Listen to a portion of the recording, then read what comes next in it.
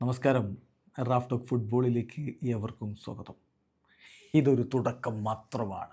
Barca ആരാധകരോട് ഞാൻ പറയുകയാണ്, ഇതൊരു തുടക്കം മാത്രമാണ്. വിജയങ്ങൾ നമ്മളെ തളർത്തില്ല. വിജയിച്ചുകൊണ്ട് തന്നെ മുന്നോട്ട് പോകും. ഇതാണ് നമ്മുടെ ഇപ്പം മനസ്സിൽ പ്ലാൻ ചെയ്തിരിക്കുന്ന ഐഡിയ. പറയുന്നത് 17-കാരൻ ലമീൻ യമാലാണ്. FC ബാഴ്സലോണ ഇന്നലെ ലാലിഗ കിരീടം ഉറപ്പിച്ചു.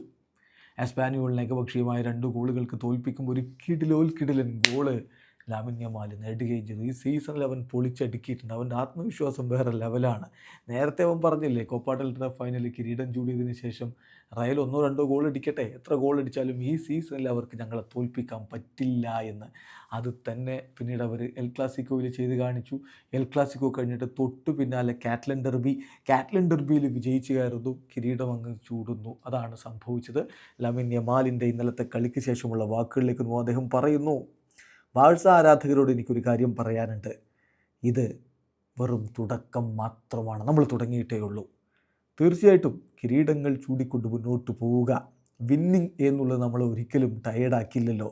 ഈ ഐഡിയ ആണ് നമ്മുടെ മനസ്സിൽ നമ്മൾ പ്ലാൻ ചെയ്തിരിക്കുന്നത് എന്നാണിപ്പോൾ ലമീൻ യമാൽ പറയുന്നത്. എന്തായാലും ഡൊമസ്റ്റിക് ട്രബിളാണ് അവർ നേടിയിരിക്കുന്നത്. ശരിയായി, UEFA ചാമ്പ്യൻസ് ലീഗിൽ മുത്തമിട്ടില്ല. പക്ഷേ 3 കിരീടങ്ങൾ ഈ സീസണിൽ ഇപ്പോൾ അവർ നേടിക്കഴിഞ്ഞു.